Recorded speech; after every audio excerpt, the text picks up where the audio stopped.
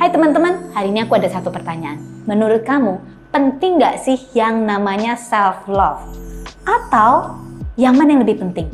Mencintai orang lain hingga mengorbankan diri sampai sehabis-habisnya? Well, aku nggak terlalu setuju dengan pernyataan yang pertama.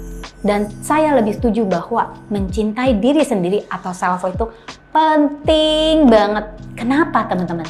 Makanya, watch this video, nonton video ini sampai akhir, dimana saya kepingin jelasin pentingnya self-love atau pentingnya mencintai diri sendiri untuk kesuksesan kehidupan kamu, untuk kebahagiaan kamu, dan untuk kesuksesan kamu di dalam kehidupan berpasangan. Ya, oke, so check this out.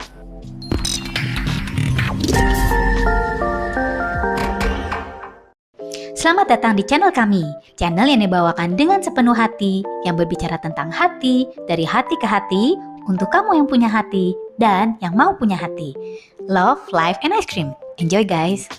Halo teman-teman, saya dengan Clara Angeline. Kenalan dengan saya di channel Clara Angeline ini yang merupakan extended dari YouTube channel kita yang pertama, yaitu Theta Omega TV. Di channel ini kita ngomongin lebih banyak tentang inner beauty, tentang relationship, dan tentang be the best self of you, oke? Nah, sekarang kita lagi mau ngebahas nih, apa sih pentingnya self-love? Self-love itu adalah kita belajar mencintai dan menghargai diri sendiri. Is it looks selfish? Apakah kedengarannya itu egois banget sih mencintai diri sendiri? Emangnya kenapa dengan berkorban untuk orang lain? Well, simak dulu video ini supaya saya punya waktu untuk menyampaikan ini loh pendapat saya. Oke? Dan pendapat saya ini bukan cuma pendapat diri saya sendiri, tetapi tentu aja di backup oleh banyak scientific research juga. Beberapa hal, kenapa self-love itu penting? Satu, udah pasti. Self-love ketika kamu belajar mencintai diri kamu sendiri, ini meningkatkan image atau citra diri kamu. Meningkatkan bagaimana kamu feel good about yourself. Dan tentunya ketika kamu bisa feel good itu apa sih? Merasa nyaman menjadi diri kamu. Itu pastinya meningkatkan kepercayaan diri atau confidence ya. Meningkatkan dan ketika kita confidence di dalam hal apa aja. Confidence ini atau kepercayaan diri ini sangat berpengaruh terhadap banyak kesuksesan di bidang-bidang lain. Misalnya, di bidang relationship, ketika kamu merasa nyaman dengan diri kamu sendiri, maka kamu nggak akan jadi seseorang yang needy, ya, seseorang yang toxic ya, tetapi menjadi seseorang yang nyaman dengan diri sendiri dan dengan relationship itu sendiri. Nah, di bidang kesuksesan, ketika kamu merasa confidence, percaya dengan diri kamu sendiri, itu akan sangat membantu di dalam pekerjaan kamu, di dalam apapun yang kamu lakukan, mau pekerjaan, mau bisnis, whatever it is. Dan pastinya ketika kamu belajar mencintai diri kamu sendiri, kamu itu udah pasti merasa lebih puas terhadap kehidupan kamu. Kenapa? Karena kamu memberikan kesempatan untuk mencintai diri. Dan kamu nggak perlu cari validasi dari orang lain. Banyak toxic relationship itu berakar dari seseorang yang sebenarnya tidak tahu apa sih inti dasar dari self-love atau belajar menghargai dan mencintai diri. Sehingga dia menjadi insecure dari terhadap dirinya yang diproyeksikan kepada pasangannya, kepada hubungan itu sendiri. Ya, nah makanya ngikutin channel kita, subscribe supaya lebih ngerti tentang toxic relationship juga, about yourself sebenarnya ya. Sekarang apa sih inti dasar kenapa kita perlu melakukan self love ini? Ya, tadi kan kita udah ngerti, oh ini kegunaannya kayak gini. Nah, kalau dari saya prinsip seperti ini. Sebelum kita belajar mencintai orang lain, kita harus belajar mencintai diri kita sendiri. Sehingga kita bisa memberikan diri kita kepada dunia dari kelimpahan kita, bukan dari kekurangan kita. Kelimpahan ini maksudnya apa sih? Saya nggak lagi ngomongin uang ya teman-teman, tapi kelimpahan tentang kelimpahan harga diri dan kelimpahan kasih yang datang dari diri kamu. Ya dong, ketika kamu belajar mencintai diri, kamu memenuhi diri kamu sendiri. Jadi kita semua itu punya tangki emosional ya teman-teman, tangki emosional yang ini perlu diisi setiap kali ya. Nah, isinya dari mana? Isinya itu pasti sebenarnya sumber utama dari siapa yang harus mengisi tangki emosional ini adalah diri kita sendiri. Tetapi banyak sekali orang yang menjadikan orang lain sebagai pihak yang harus ngisi tangki emosionalnya. Yang ada dia mencari cinta itu di luar, bukan dari dalam dirinya. Ketika kita kecil, kita tidak mengerti dan kita tidak memiliki kuasa dalam hal ini ya. Maksudnya tidak memiliki kendali. Sehingga kita tangki emosional kita perlu diisi oleh orang tua ya, oleh orang-orang di sekeliling kita. Tapi ketika kita dewasa, adalah tanggung jawab kita untuk belajar mengisi tangki emosional kita sendiri, yaitu dengan belajar mencintai. Implikasinya seperti ini teman-teman, kalau kita nggak belajar mencintai. Ya, seseorang yang istilah katanya selalu ngasih ke orang lain, selalu ngasih segalanya, maksudnya pokoknya gue berkorban. Nah, motivasi dari melakukan, dari pemberiannya itu adalah berkorban. Ya, misalnya seorang tua nih gitu ya, gue udah berkorban nih sama lu gitu kan ya, gue udah mengorbankan diri, gue udah memberikan segalanya. Artinya apa kalau berkorban? Minta balasan, pamrih. Apa yang lu lakukan untuk gue?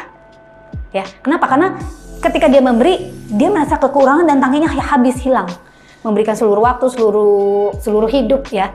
Tetapi ketika kita belajar mengisi diri kita sendiri dengan belajar mencintai diri kita, self love ini, kita memberi dari kelimpahan. Ketika kita memberi dari kelimpahan, kita bukan berkorban. Tetapi kenapa? Ya gue udah banyak banget gitu loh. Banyak banget, so I give it to you. Jadi tindakannya sama mungkin ya, tindakannya sama. Kalau misal orang tua, kalau misal pasangan juga tindakannya sama. Misalnya menemani gitu kan ya, peduli sama dia, terus ada di saat dia ini. Tetapi motivasinya beda. Motivasinya bukan karena berkorban. Jadi motivasinya bukan karena berkorban. Berkorban itu adalah motivasi karena gue kekurangan gitu ya. Gue kurang, gue bagi dari lu yang gue punya yang udah kurang. Berkorban. Tapi motivasinya karena kelimpahan. Karena saya benar-benar menyayangi, karena saya benar-benar mengasihi. Kasih di dalam diri saya itu banyak. Ya, tangki emosional kamu terpenuhi. Dan saya dengan senang hati memberikan. Beda nggak teman-teman? Coba dirasain. Komen di bawah ini. Beda nggak rasanya? Ketika memberikan kasih, memberikan perhatian, peduli. Karena gue berkorban. Ya, artinya apa? Ada rasa nggak rela sebenarnya kalau lu ngomong lu berkorban. Atau ketika kita memberikan karena gue berlimpah. Ada rasa I have a lot, why don't I share? Ya, ketika kamu punya banyak pakaian di rumah kamu yang udah nggak kepake dan kamu mau beli baju-baju baru, padahal semua lemari penuh, kamu dengan senang hati memberikan kan? Ngasih semua. Kenapa? Ini bukan pengorbanan untuk saya. This is something good. Aku memberi karena saya suka cita memberi, sehingga saya bisa memenuhi lebih banyak lagi. Misalnya ya, sama kasih itu juga seperti itu. Kalau aku punya banyak, aku memberikan banyak. Nah, udah mulai ngerti ya teman-teman implikasinya. Sama nih teman-teman, kalau di dalam hubungan gitu ya, ketika kita belajar mencintai diri kita sendiri, ya, kan tadi aku udah bilang, kita memberikan karena kita punya banyak. Tetapi kalau kita memberikan dengan satu pengharapan bahwa dia harus menuhin gue juga dong, gue udah menuhin tangki emosional lo, giliran lo menuhin tangki emosional gue. Nah, itu namanya transactional relationship dong. Ketika kita memberikan, seyogyanya, sebaiknya dimulai dengan perasaan karena saya mencintai dan karena saya punya banyak, gitu ya. Dan saya memilih kamu untuk menjadi seseorang yang menerima kelimpahan cinta saya. Is it feel good teman-teman? Lebih enak nggak? Daripada seperti ini. Oke, gue mencintai lu, bukan mencintai ya. Gue memberikan pada lu, gue berkorban ini, tapi lu harus kasih ganti sama gue. Secara wajarnya, cari seseorang yang juga mengerti untuk mencintai dirinya sendiri. Sehingga sama-sama memberi dari kelimpahan. Enak kan? Daripada yang satu tangkinya kosong atau bahkan bolong gitu ya teman-teman. Jadi ketika kita memberi selalu kosong ya kan? Artinya dia jadi toksik untuk kita. Nah ini teman-teman, dalam gak lu? Dalam gitu ya. Makanya ikutin terus channel ini supaya kamu makin ngerti tentang tentang relationship dan bagaimana making a healthy relationship for you and for other people around you ya, untuk orang kamu dan untuk orang-orang di sekitar kamu. So, jadikan self love itu adalah bagian dari hidup kamu juga, untuk sehingga kamu tidak memerlukan orang lain untuk mendapatkan validasi ya. Validasi dirimu sendiri, cintai diri kamu sendiri sehingga kamu berkepenuhan dan kamu menarik orang-orang yang selaras dengan kamu.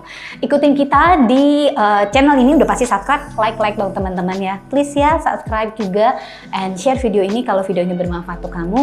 Dan nantikan video kita selanjutnya yang merupakan sambungan dari video hari ini, di mana kita akan ngomongin bagaimana mulai melakukan untuk mempraktekkan self love ini.